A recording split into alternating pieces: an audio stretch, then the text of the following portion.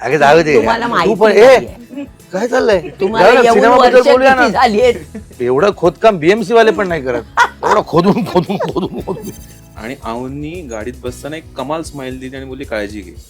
So हे माझ्यासाठी इतकं हे झालं ना की अरे ही बाई वेगळी आहे. आम्ही एवढं इम्प्रोव्हायझेशन करतो की ते 16 पानाचं होऊन जायचं. पालीचा मगर direct. एखाद्या लहान मुलीवर जेव्हा बलात्कार होतो त्या मुलीवर बलात्कार करणारा माणूस कुठल्या आडनावाचा त्याची जात शोधायला जाता. त्याची जात एकच ना, नराधम. जे अंधश्रद्धा अतिशयोक्ती झाली. श्रद्धा आणि अंधश्रद्धा याच्या मधली जी बारीक लाईन आहे त्याच्यावर भाष्य करणारा सिनेमा.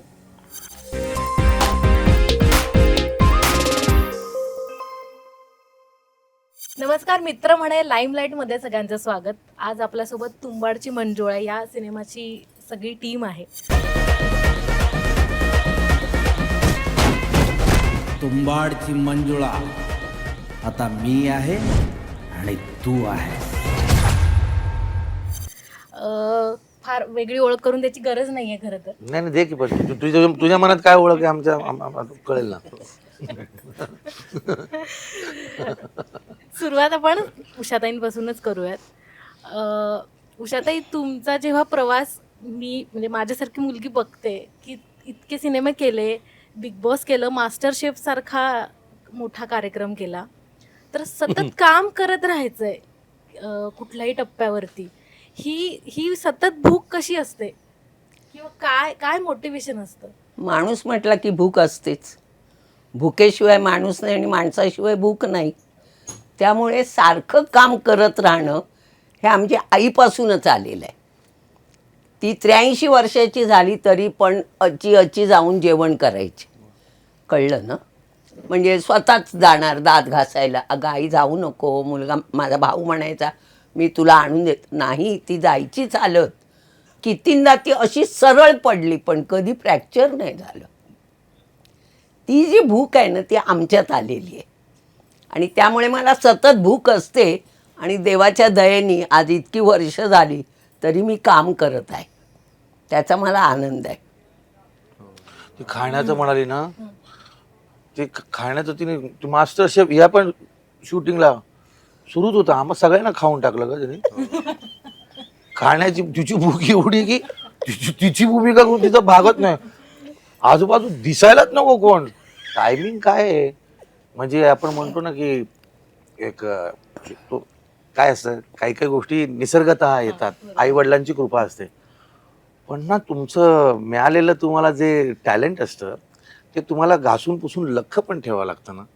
ह्या बाईकडे बघून म्हणजे काय सांगू मी, म्हणजे माझा मनापासून ना आपण नमस्कार करतो ना की नाही हो. मग जर अशी व्यक्ती अशा तडफेनं अशा ऊर्जेनं काम करत असेल तर तुम्हाला लाजा वाटल्या पाहिजेत. तुम्हाला लाजा वाटल्या पाहिजेत की तुम्ही घरी बसताना तुम्ही म्हणता आज हे दुखतंय ना, आज ते आणि तुम्ही कारणं देता. या बाई मी तर म्हणतो हिला महाराष्ट्राची नव्हे देशाची ब्रँड अँबॅसेडर करा. ही जी ऊर्जा आहे तिच्याकडे अथक अथक ऊर्जा आहे आणि काय एक्सक्लुझिव्ह टायमिंग आहे तिचं. बाप रे बाप. म्हणजे इतकी आहे की कराड गाण्याला हे जमले होते पण आऊ जमल्या नव्हत्या. नाही आणि रात्रभर डान्स करत होत्या. 2 रात्री दोन रात्र शूटिंग चालू होतं आणि उषाताई न थकता करत होत्या. म्हणजे मला दम पण लागला नाही. त्याची गंमत वाटते मला. म्हणजे तू बघ, तू आता डान्स शो कर. मास्टर शेफ झालं आता dance show. तुला जनरल दम लागतो, नाचताना दम लागला नाही. मी हिला म्हटलं की नाही सुरेखा, म्हटलं मला दम नाही लागला.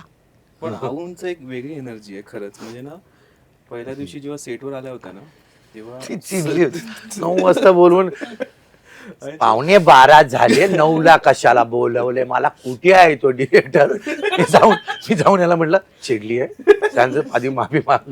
नाही ना सर काय झालं, इथं घोळ झाला. मला समजते. मी पण जाऊन आऊ अगं घोळ झालाय, नवीन पोरगा नवीन आहे म्हणून का मी नवीन आहे. मी 9 वाजता चांगली बसली होती छान. काय ना छोटे छोटे रस्ते कोकणात, व्हॅनिटी नाही काय नाही, एसी नाही काय नाही, पण गप्प बसली होती. हा तिकडे उघडा बंब झोपला आहे लोकांच्या घरामध्ये. आऊंना त्यावेळी 2 तास जितू सरांनी सांभाळलं होतं. नंतर मग मला सांभाळावं लागलं. नाही काय काय रे सांभाळावं लागलं. आपल्याला काम करावं आ, चांगल्या प्रेमाने बोलतोय. सांभाळावं लागलं म्हणाला. सांभाळावं तुम्ही जेव्हा फर्स्ट टाइम आलात ना, अगं, तुम्हाला ऐक. माहित नाही माझ्यावर किती प्रेशर होतं. ऐक मी पण तुम्हाला अहो सांगतोय. हो सांभाळावं लागलं का माहितीये तू इतकी प्रेमळ आहेस आणि इतकी भावनिक आहेस की तुझं काय होतं तुझ्याबद्दल ते म्हणतात की ह्या अशी आहे तुझा आवाजच असा आहे की लोकांना वाटतं की घाबरतात लोक. आता मी काय करू, आई वडिलांच्यामुळे आवाज असा मोठा मिळाला. बरोबर आहे पण मग एखादा माणूस घाबरले हे पण सहज आहे ना. पहिला पिक्चर तू विचार कर काय दडपण असेल अहो. नाहीतरी इंडस्ट्रीमध्ये मी काही करो न करो खूप चांगलं बोलतात, त्यामुळे माझ्याबद्दल सगळ्यांचं इम्प्रेशन मी वाईट काय- आहे. ऐक ना मी काय म्हणतो कोण काय बोलतं ते जाऊ दे आपलं काम बोलतं ना. नाहीतर ते एवढी तर वर्ष मला माहीतच आहे, मग ते तर मला माहीतच आहे. पण हा घाबरला होता वरमला सांगायचा मुद्दा कसा पण ती आली म्हणलं, अहो आता तू 70+ ना 80 मला वाटलं आधी खोटं बोलते. पण सहसा स्त्री आपलं वय कमी सांगतात जास्त का सांगेल 80 आणि सीन झाला ना सुरू आणि जी बॅटिंग तिने केली मी म्हटलं बाबा रे बाबा. म्हणजे माणूस 80व्या वर्षापर्यंत उमेदच संपते माणसाची जगण्याची उमेद. मुंबईहून तिथे त्या गोव्याला यायचं मग तिथून ड्राईव्ह करत करत त्या कुडाळला यायचं कुडाळवरनं पण पुढे ड्राईव्ह करत करत ते पलीकडे यायचो तिथे 9 वाजता यायचं 9 वाजता आली म्हणजे ती निघाली किती वाजता असेल आणि तिला चिडण्याचा पुरेपूर अधिकार आहे कारण इतकी वर्ष काम केलंय त्या सिनियरिटीचं त्या ज्येष्ठपणाचं. पण जेव्हा काम आलं ना तुम्ही काम बघून तुम्हाला नाही वाटणार की शॉर्टच्या आधी ती चिडली होती खाली स्क्रोल नाही चालत काम चोख. मग ते असतं ना मग कोण काय बोलते हे बघ हा पाय ठेवायचा तो केव्हाच ठेवलाय मी, बस. आली तेव्हाच. आमच्यावर नको आमच्यावर हात ठेव. हा जसं त्या म्हणाला ना की लोकांच्या मनात असं एक इम्प्रेशन आहे त्यांच्याबद्दल, तसं तुमच्या मनात होतं का? आणि काम केल्यानंतर हिच्याबद्दल नाही नाही नाही मला हे आपले गंमत दोस्त आहेत. मी गंमत सांगू का मी मी पहिल्यांदा काम केलं आणि मला थोडंसं लोकांनी घाबरवलं होतं की अहो स्ट्रिक्ट आहेत, अहो बोलता. स्ट्रिक्ट असणं हे वाईट नाहीये, ते डिसिप्लिन शिकलेली आहे मी. हो हो. पण त्यामुळे ना मला आणि जे लोक विजाबाईंकडे काम करतात ना त्यांना तर शिस्त अंगात भिनलेलीच असते. म्हणजे मी आऊंच्या आदल्या दिवशी म्हणजे सगळ्याच आर्टिस्टच्या आदल्या दिवशी एक प्रेशर होतं वेगळं वेगळं. आऊंच्या आदल्या दिवशीचं सांगतो की मी रात्री खरंच स्क्रिप्ट घेऊन बसलो होतो कारण आऊंना काय वाक्य आहेत काय कारण मी आधी प्रिपरेशन केलं होतं असं नको व्हायला की ह्यांच्यात उघडं पडायला तोंडावर. सो आणि नंतर जसं आऊने आणि लिटरली आऊने जे परफॉर्मन्स देत गेले काही काही वन टेक ओके आहेत मी खरं सांगतो काय काय नाही सगळे सगळेच ऑलमोस्ट वन टेक ओके काही टेक्निकल सगळेच ती सोडत नाही रे ती सोडत नाही. काय काय नाही काय काय काय सगळे तुमचा अँगल चुकला, तुमचं असं बरोबर आलं नाही म्हणून करावं लागलं. माझं चुकलं म्हणून. पण मला आऊनी अजूनही आठवत आहे तो क्षण मी विसरू शकत नाही. 1-2 दिवसाचं पॅकअप झालं आणि आऊंनी गाडीत बसताना एक कमाल स्माइल दिली आणि बोलली काळजी घे. सो हे माझ्यासाठी इतकं हे झालं ना की अरे ही बाई वेगळी आहे. मला ते झालं की नाही लोक वेडी असतील किंवा लोक काय म्हणतील किंवा मला यांच्यासोबतच कारण लोकांना अभिनय येत नाही, आपल्याला अभिनय येत नाहीये दाखवायचं कसं, तर लोकांच्या बद्दल वाईट बोलायचं म्हणजे मी चांगली होते. मला त्याची कधी परवाच वाटली नाही. पण असं कोण बोलतं तुमच्याबद्दल वाईट? अगं जाऊ दे तुम्हाला तू माहिती पण नाहीये. काय चाललंय तुम्हाला जाऊ ना, येऊन सिनेमाबद्दल वर्ष बोलूया ना किती झाली आहेत? सिनेमा बोलूया. बरं, तुंबाडची मंजुळा हा एक असा हॉरर आपले किती ना गॉसिपिंग नेचर किती असतं आपल्यामध्ये. कोण कोण कोण बोलतंय हा बरं एवढं खोदकाम बीएमसी वाले पण नाही करत. एवढं खोदून खोदून खोदून खोदून मित्र म्हणे नाही कोण काय काय म्हणे.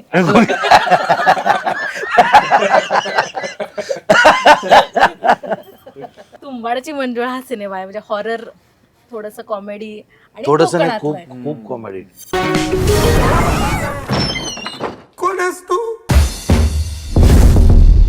मुंजाडची तंबुळा तुंबाडची मंजुळा ही आता फक्त तुमच्या कुटुंबाची समस्या नाहीये, हे सगळं संकट गावावर आलेलं आहे. अरे देवा, लय लय कॉमेडी आहे. हा 1 किलोचा ऐवज असेल तर त्यामध्ये पाऊण किलो कॉमेडी आहे. मग बाकीचे इमोशन आहेत. कॉमेडी खूप आहे. तुम्हाला असं आयुष्यात कधी हॉरर एक्सपिरियन्स आलाय का? माणसं भेटतात ना. मी रामसेच्या हॉरर मध्ये खूप काम केलंय. हो हो, रामसे- आप हमारे घर की आहे म्हणायचे. पैसे कमी द्यायचे त्यामुळे ती घर की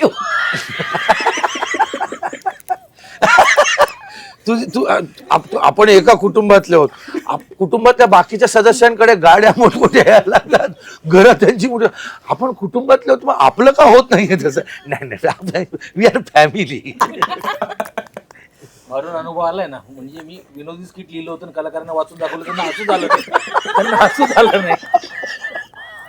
ते फार हॉरर अनुभव होता. असे अनुभव खूप आले. भीती मला काही गोष्टींची अशी वाटते की मला पुढे पुढे आपल्याला श्वास घेता येईल का याची भीती वाटते. झाडं ज्या प्रमाणात कापली जातात तर पुढे काय होईल, म्हणजे उन्हाळा ज्या पद्धतीने वाढतोय तर मला मी नो डाऊट माझ्या घरामध्ये AC आहे, मी फॅन आहे, सगळ्या गोष्टी आहेत, पण पत्र्याच्या घरात कोणी काही लहानपणी राहिलो आहे मी. तर आता त्या पत्र्याच्या घरात राहणाऱ्या माणसांचं काय होत असेल या उन्हाळ्यात असा विचार येतो. भीती मला त्याची वाटते. भीती मला याची वाटते की जो गरीब आहे तो अधिकाधिक गरीब होत चाललाय आणि जे खूप श्रीमंत आहेत सगळी यंत्रणा त्यांची आहे, माणसं त्यांची आहे, त्यांच्यासाठी म्हणून खूप गोष्टी चाललेल्या आहेत, त्यांच्यासाठी म्हणून सगळं सेफ्टी त्यांची आहे. तर मध्ये कधीतरी जर सगळे गरीब एकत्र चिडले आणि ते आले अंगावर धावून तर ते कुठे जातील? तर ते उच्च मध्यमवर्गीयांच्या अंगावर जातील. मग मग जगण्याचा अधिकार तर प्रत्येकाला आहे, कोणाचं काही शिक्षण असू दे, नाही का? कारण थंडी पडली की ती सगळ्यांनाच वाजते, बरोबर आहे. पण काही लोकांकडे एक्स्ट्रा पांघरुणं आहेत, काही लोकांच्या वाट्याची सुद्धा त्यांनी खरेदी करून ठेवली आहेत, त्यांच्याकडे एक्स्ट्रा पांघरुणं आहेत. मग ते जाणार नाहीत का त्यांच्या घरात घुसून ती पांघरुणं ओढून काढतील, नंतर कपडे पण फाडतील? त्याची भीती वाटते. हा जो असमतोल आहे ना, मला त्याची भीती वाटते. आणि आता माणसं नाही राहिली, सगळी मोठी माणसं होती ती गेली. बाबासाहेब आंबेडकर असतील, महात्मा ज्योतिबा फुले असतील, शाहू महाराज असतील, मोठी मोठी माणसं ज्यांनी महाराष्ट्रासाठी काम केलं, साने गुरुजी असतील, खूप मोठी मोठी माणसं निघून गेली. आता मोठी माणसंच उरलेली नाहीत समाजाला दिशा दाखवणारी. मग जर हा समाज आणि एवढं सगळं होऊन हे संत मंत हे सगळे येऊन त्यांनी ही दिशा दाखवून सुद्धा आपण आजही जातीपातीवरच बोलतो, तर मग इथून पुढे माणूस भरकटला तर त्याला समजवणार कोण आणि तो ऐकणार कोणाचं? आजही त्यांच्या नावाने कोणीतरी काहीतरी बोललं, त्याच्या खाली ज्या कमेंट्स असतात त्या वाचल्यानंतर वाटतं असं झालं आहे शिक्षणाने, नाही का? आपल्याकडे जी परंपरा आहे, एकनाथ महाराजांनी भारुडातनं जे सांगितलं त्याच्यानंतर सुद्धा हे जर होत असेल तर मग त्याची प्रचंड भीती वाटते. पण मग समाज म्हणून आपण कमी पडलो का? किंवा मग लोकांनी मला माहित नाही, मला माहित नाही. आता मला तुला गंमत सांगू का? मला जेव्हा हे लिहिलं जातं ना, हा जोशा, माझ्या जातीवरनं जेव्हा जातीवाचक लिहिलं जातं ना, मी म्हणतो मग मला जर पत्र टाकूनच यायचं होतं जोशांकडे तर मी भीमसेन जोशांकडे नसतो गेलो, भिकू जोशीच्या घरी का जन्माला आलो असतो? मला कुठे माहिती होतं मी कुणाकडे जन्माला येणार आहे? आणि ते कबीराचं एक फार सुंदर वाक्य की जात न पूछो साधू की पूछ लीजिए ज्ञान, मोल करो तलवार का पडा रहेन दो म्यान. कुठल्या म्यानात आहे हे आडनाव? जात हे म्यान आहे ना, मूळ माणूस कसा आहे ते बघा ना. त्यावेळेला ज्या कुठल्या धर्माच्या लोकांनी, ज्या कुठल्या आडनावाच्या लोकांनी जे काही त्यावेळेला केलं होतं ते चांगलं का वाईट, आज त्या आडनावाच्या माणसाचा त्याच्याशी काही संबंध आहे का? आपल्याला रस्त्यावर गेलो तर किती महिलांसाठी सार्वजनिक शौचालय स्वच्छ आहेत याचा आपण विचार करत नाही. आपण आडनावांना कुठे चिकटून बसलोय? राजसाहेब ठाकरे ओरडून सांगतात की नका रे बाबांनो जातीपाती, जी कोणी मोठी माणसं आहेत ती सगळी जातपात नको. पण मला त्याची प्रचंड भीती वाटते, प्रचंड भीती वाटते. मग याला कारणीभूत कोण? म्हणजे आपणच का राज्यकर्ते का प्रशासन? नाही कोण राज्यकर्ते मला राज्यकर्त्यांचं बोलायचं झालं तर त्यांच्यामध्ये सुद्धा घाटी कोण, हा कोण, तो कोण, ते बघतातच. नाही बघतातच. अहो मला एक गोष्ट सांगाऊ, आज साधा प्रश्न आहे माझा.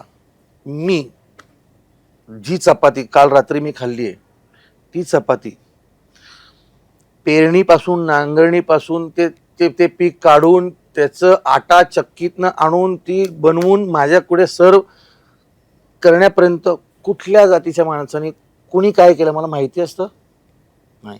ती चपाती खाल्ल्यानंतर जे माझं पचन होतं ज्याच्यातनं माझं रक्त बनतं ते रक्त, त्या रक्तामध्ये त्या माणसाचा अंश नाही आहे ज्यांनी ते बनवलं माझ्यासाठी, त्याच्या घामाचा थेंब नाही आहे माझ्या रक्तामध्ये. आहे.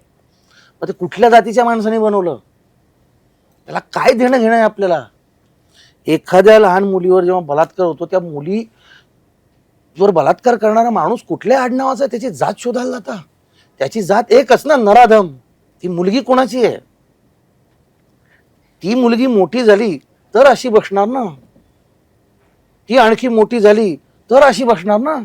कळते का. हा चित्रपट त्याच्याविषयी पण बोलतो, हा नुसता विनोदी चित्रपट नाहीये.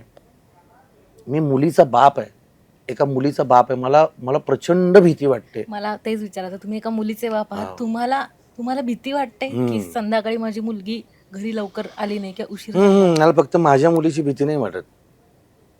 मला शिवशाहीमध्ये बलात्कार झालेल्या त्या माझ्या ती जी कोणी भगिनी होती तिची पण भीती वाटते की तिच्या पुढे आयुष्याचं काय, तो जो ओरखडा आहे तिने ती इजा कशी भरून काढावी. आणि याला जबाबदार कोण, आपण की समाज? आपण त्यापेक्षा समाजाला सुधारण्यापेक्षा आपण स्वतः जरी सुधारलो, म्हणजे विनोबा भावे म्हणतात ना, स्वरूप पहा मग विश्वरूप दिसेल. बरोबर. म्हणजे आभाळाला चप्पल घालण्यापेक्षा आपल्या पायात चप्पल घाला. तुमचं नाही, तेच मला म्हणायचं ना, ज्या माणसाला, ज्या कुठल्या माणसाला इतर दुसऱ्या माणसाविषयी कळवळा वाटला, प्रेम वाटलं, ही बेसिक गरज आहे, माणुसकीची बेसिक गरज आहे. बरोबर. की तुला कोणासाठी तरी काहीतरी चांगलं करून तुला बरं वाटतं, म्हणजे हा स्वार्थच आहे. माणुसकी सुद्धा स्वार्थ आहे. बरोबर. काही कमी माणसं होती की ज्यांनी साला फक्त स्वतःचा नाही, मित्रांचा नाही, तो समाजाचाच विचार केला, समाजासाठी वाहून घेतलं. आपण कोणाची मुलं आहोत, आपण यांची नावं घेतली, आणखी कितीतरी नावं आहे, आपलं संपणार नाही. अनेकांचे आपल्याला धडे होते. काही लोक तसे आपल्याला माहिती पण नाहीत, ती काम करून निघून गेली, त्यांची लेकर होत ना आपण. आम्ही चालू, हा पुढे वारसा, काय झालं त्याचं, असं बरंच काय काय वाटतं. त्याची भीती वाटते आणि मग राग येतो आणि मग राग आला की असं बडबडलं जातं. असं आहे हे समाजात चाललेल्या अशा वातावरणात सुद्धा मनोरंजन ही म्हणजे एक गरज झाली. अन्न वस्त्र निवाऱ्याबरोबरची एक मनोरंजन सुद्धा गरज आहे. ती गरज भागवण्याचं काम आम्ही करतोय आणि या सिनेमाच्या माध्यमातून करतोय. या सिनेमामध्ये तुमचं 100% मनोरंजन होणार आहे नक्की. यात सगळं आहे, म्हणजे फक्त विनोदच आहे असं नाही, तर गांभीर्याने केलेल्या सगळ्या गोष्टी याच्यात तुम्हाला इमोशन्स आहेत, आई मुलीचं रिलेशनशिप दाखवणारे काही इमोशन्स आहेत. आणि कुठलंही एखादं संकट आलं की आपलं गाव कसा एकत्र उभा राहतो, एकमेकांना धरून उभा राहतो, सगळे वैयक्तिक हेवेदावे विसरून एकत्र येतो, ते सुद्धा या सिनेमात आहे. आता काय करायचं? Good question, I like it. गुरुजी मी केशवच आहे. ऍक्टिंग हा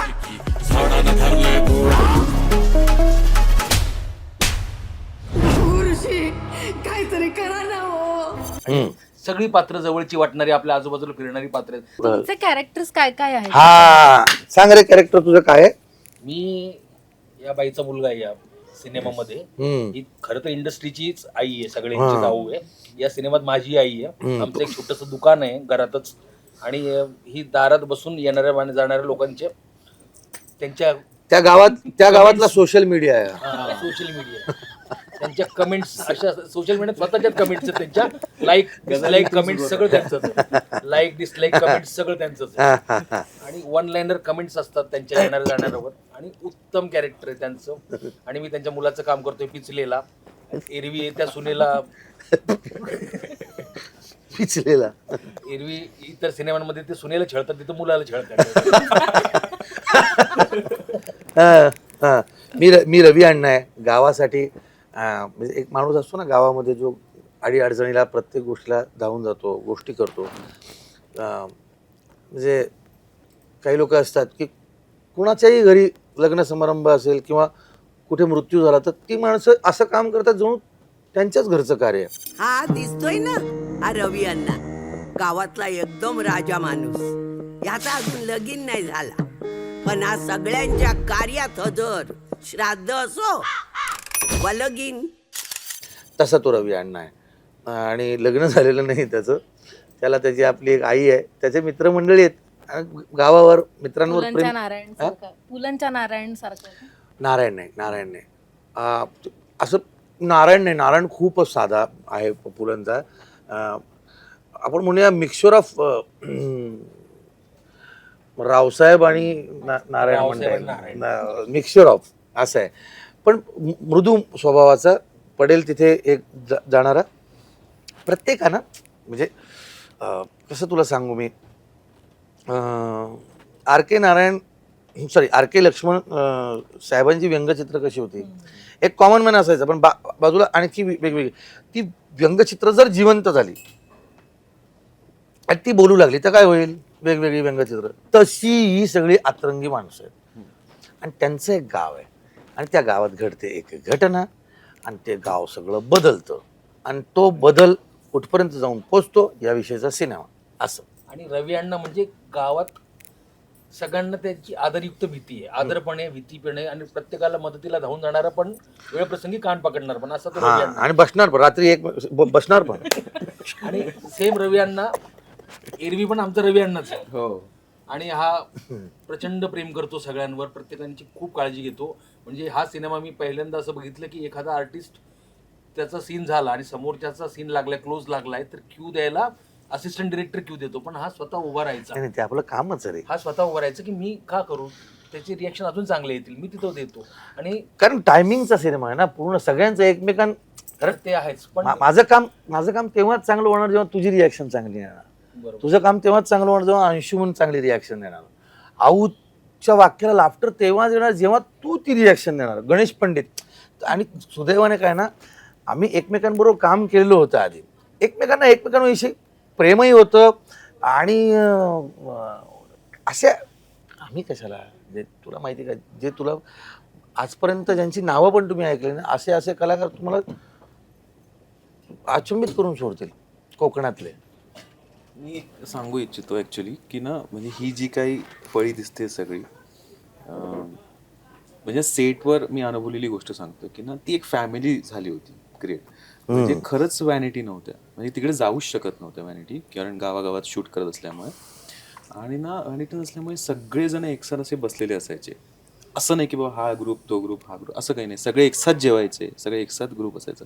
सो ना तीच एनर्जी या फिल्ममध्ये सुद्धा दिसते. म्हणजे ओम, अंशुमंदा, सगळेच एकसाथ येऊन. आणि म्हणतात ना की मंदिरामध्ये असं एक एनर्जी मिळते, कारण सगळेजण आपण ते एक चांगल्या इच्छा घेऊन आलेलो असतो मनात, आणि त्या सगळ्या इच्छा, त्या सगळ्या होप्स किंवा काय म्हणतात त्याला, एक एनर्जी ती ना या सिनेमाला आली या सगळ्या कलाकारांची. उषा, ते तुमच्या कॅरेक्टरबद्दल सांगाल का? मी याची आई आहे. आमच्या घरातच आमचं दुकान आहे. ही तिथे गल्ल्यावर नाही बसत, बाहेर जो एक दगड असा आहे त्याच्यावर हा दगड बसलेला असतो. आणि येणार, हिला दिसत नाही, मोतीबिंदू झाले, त्यामुळे अच्छी करून बघते ती कायम. आणि काय टोमणे मार, काहीतरी विचार, मग काय म्हणतात, काड्या घालणं असतात ना, किंवा उंगली करणं म्हणतात, ते करून उंगली. आणि ते मजा कसली आहे त्याच्यात की तिला दिसत नाही कोण आलंय, पण तिला वाटतं फटफटी आली काय, कोण आला, रवी आला, नाही आई रवीने आला, हा तो आला, बर मग तो आला, आता रवी नाही ना, रवी विषयी त्याला काय रे, मी काय ऐकलं काल गावात असं घडलं.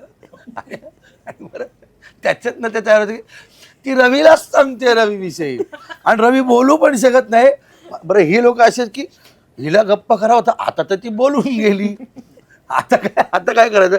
आणि हा काय करतो, आईच्या वयाची, तिला मी काय बोलू, आता तो सिगरेट उभा आहे पण हिला बोलू शकत नाही, यांच्या डोळ्याला डोळा देऊ शकत नाही, कारण आता मोठा अपमान झालाय, आता काय होतं, चला निघा.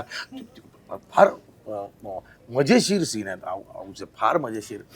आणि काय ना, ही सगळी जी फळी आहे ना, कोणी कमी कोणी जास्त असं मला म्हणायचं नाही. आता काय असतं, नवखा माणूस असतो त्याच्याकडे अनुभव नसतो, आणि सगळा अनुभव ज्याच्याकडे तो त्याच्याकडे नवखे पण संपलेलं असतं. पण ना बहुतांश मंडळी ही नाटकामध्ये आणि नाट्यक्षेत्रातून त्या तालमींचा सराव असलेली माणसं होती आणि त्या सगळ्यांच्या ह्याच्यात मग असं जे टायमिंग पकडले ना विनोदामध्ये, गंभीर भूमिकांमध्ये सुद्धा, पण विनोदामध्ये एस्पेशली त्या टायमिंगला खूप मजा असते. ती काय त्याला म्हणतो रे, ते शिजावं लागतं प्रकरण, ते जमावं लागतं, ते मुरावं लागतं आणि ते सगळे मुरलेले म्हणजे सगळे दिग्गज तर आहेतच आणि लोकल कलाकार तिथले स्थानिक दिग्गज सिनेमामध्ये एकच आहे. नाही, मी वयाने मोठी आहे. बरं, दिग्गज नाही आहेस? नाही, वयाने मोठी. दिग्गज कोणीच नाही, मग कोणच नाही दिग्गज बाबा. स्थानिक कोकणातले कलाकार जे लोकनाट्यात काम करतात, दशावतार नमन मध्ये काम करतात, नाटकात राज्यनाट्य वगैरे सॉरी, मकरंद नानासपुरे एक दिग्गज आहे आणि दिग्गज, मकरंद नानासपुरे आहे. ते सुद्धा 10-12 कलाकार. आणि आमची सिनेमाची हिरोईन ती सुद्धा कुडाळची, ती पण कोकणातली आहे, प्रियल नाईक. ती गेली बाहेर आहे वाटतं. तर असं सगळं फार जोरदार उत्तम जोरदार कामं केली, सगळ्यांनी उत्तम काम. जोरदार. आणि दिग्दर्शकाची कमाल आहे, तो इतका शांतपणे सगळं समजून घेत होता प्रत्येक गोष्ट. मी पहिला दिग्दर्शक बघितला इतका शांतपणे बोलणारा, नाही तर सगळे ओरडणारे, शिव्या देतात, करतात, खूप पेशंटली खूप त्याला भडकतात. आपलं हल्ली आणि ते जे भडकतात त्यांना सांगायला पण खूप आवडतं. मी खूप भडकतो. मला असं वाटतं नाही, नागराज मंजुळे सोबत काम करावं, म्हणजे 800 लोकांचा क्राऊड असतो, कधी काय झालं शांतपणे तो सांगतो. हा किती शांत, किती चांगलं आहे ना, किती शांतपणे मस्त. ओरडत पण नव्हता कोणावर. तेच म्हणतो ना, ओरडण्याची गरजच नाही पडत. जे शांततेत होते ते कशाला ओरडायला पाहिजे. प्रेमाने काम केलं फार. आणि आतून घाबरलेले होते पण प्रेमाने करत फोकस क्लिअर. त्याला माहिती होतं की माझा त्याचा सिनेमा शूट व्हायच्या आधी त्याला दिसला होता की काय करायचं. हे कॅरेक्टर हे करू नाही, तो ओपन पण होता. चांगलं सजेशन असेल तुम्ही घेऊन या. आता काय व्हायचं ना, आम्ही अशी माणसं होत ना, सगळे कार्टून. मी अंशुमन वगैरे आम्ही अशी लोक होत ना, आम्हाला ते पूर्वी आमचा महेंद्र कदम एक शो करायचा, तर आम्हाला ना एक स्किट असायचं 1.5 पानाचं, 4 लोक असायचो आम्ही. ते 1.5 पान ना आम्ही एवढं इम्प्रोव्हायझेशन करतो की ते 16 पानाचं होऊन जायचं. पालीचा मगर डायरेक्ट.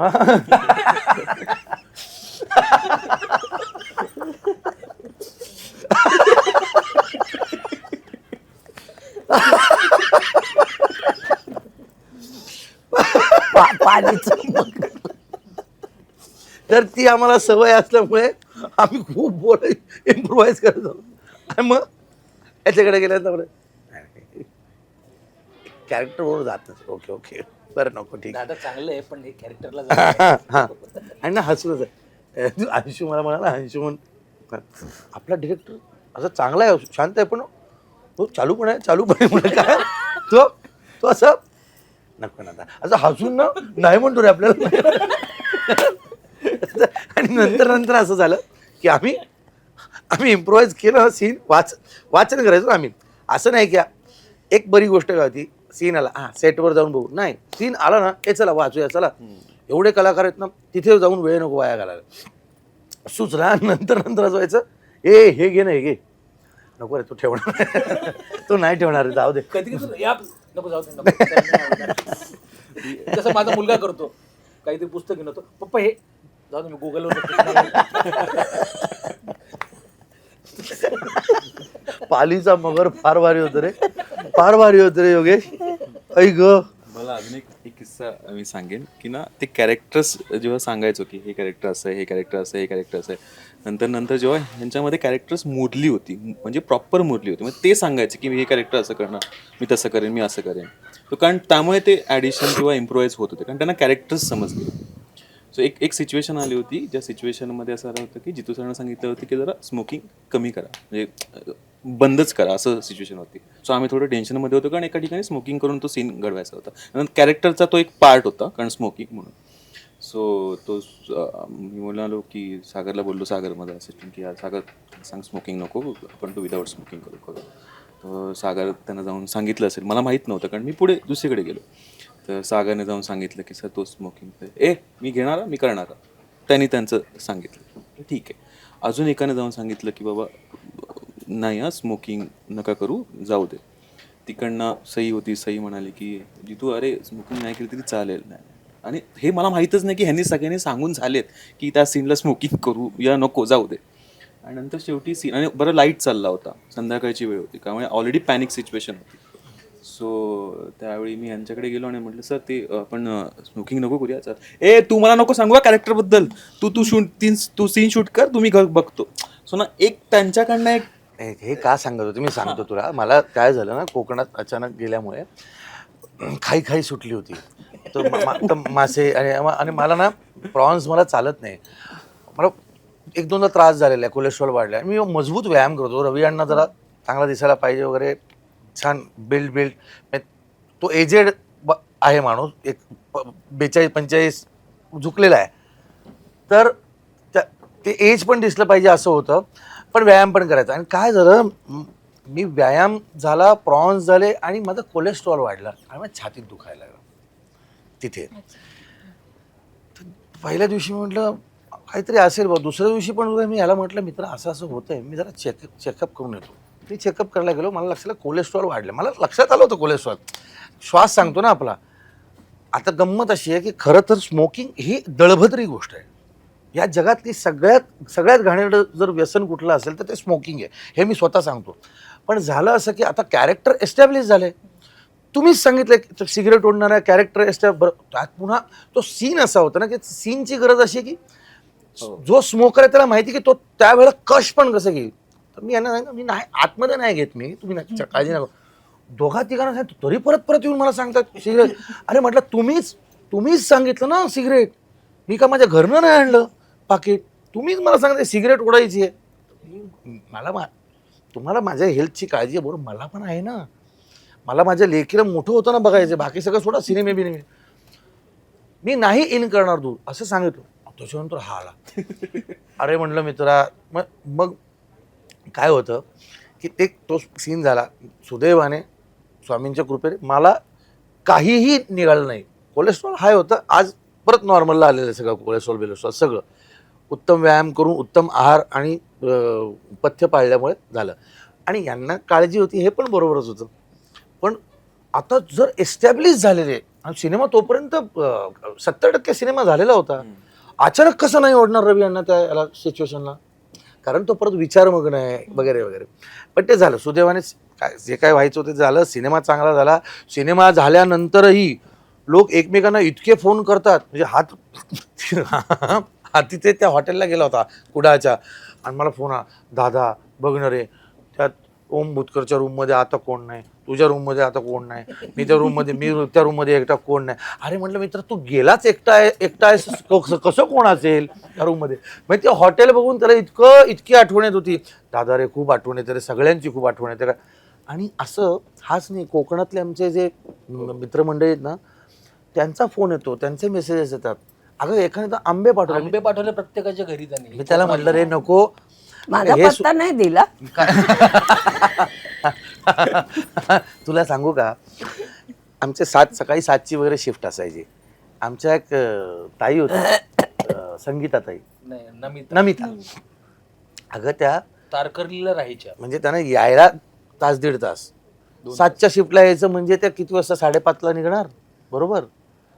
मी त्यांना म्हटलं तुम्ही बनवता कधी, नाही 4 वाजता उठून मासे बिसे आणखी काय काय बनवून बिनून काय व्हेज बीज जे काय असेल ते बनवून घेऊन यायचं, मोठमोठे डबे. मी त्यांना म्हटलं ताई नका आणू. 4थ्या दिवशी म्हटलं ताई नका आणू. म्हटलं हे काय कशाला कोण नाही म्हणतंय, चांगलं जेवण मिळालं तर. त्यात कोकणात मासे मिळतात म्हटल्यानंतर कोण म्हणत ताई तुम्ही परत जायला तुम्हाला वेळ होतो, तुम्ही जाता की नाही. हो दादा तुम्ही कुठं रोज रोज येणार. हे असं प्रेम, अशी माणसं.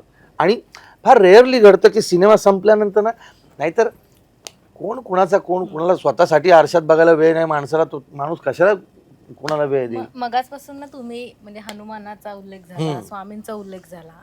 तुम्ही एवढे स्पिरिच्युअल आहात, श्रद्धाळू आहात कुठल्याही बाबतीत.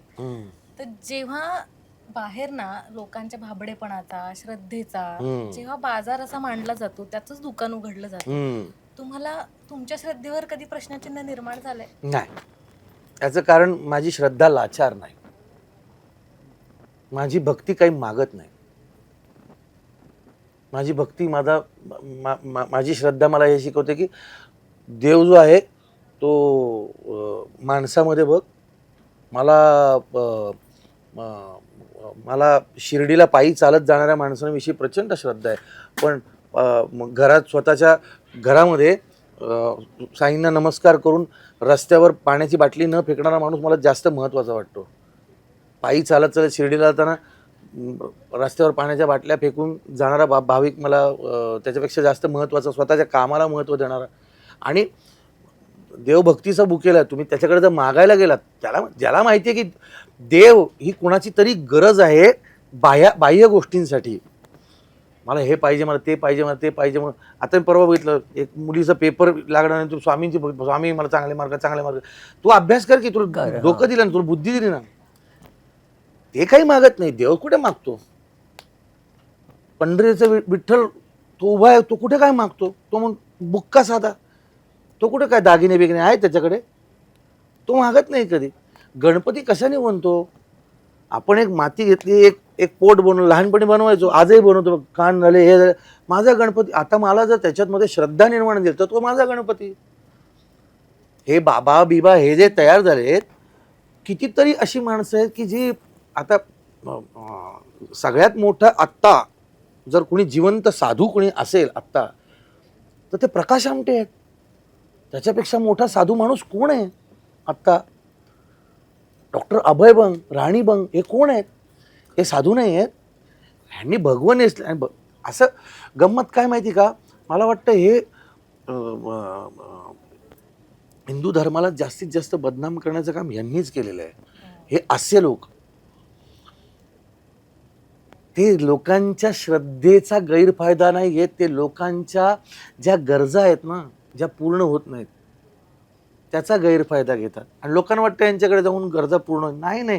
तुम्ही बसा ना, मी गंमत सांगू का? तुम्ही जर शांतपणे डोळे मिटून बसलात ना, आणि तुम्ही जर सांगितलं ना की बाबा काय लागतं, मला चांगलं अन्न मिळू दे, ते अन्न मिळाल्यानंतर जे मला मिळते तसंच इतरांना सगळ्यांना मिळू दे, मला चांगली बुद्धी दे आणि चांगलं सुदृढ शरीर ठेव आणि मला सत्सद विवेक बुद्धी दे, एवढं पुरेसं असतं. त्याच्या पलीकडे जाऊन तुम्ही मागायला लागलात, मग ते त्याला अंतच नाही ना. ज्या गोष्टीला हे बघ, गरज ही खूप थोडी असते, इच्छेला अंत नाही.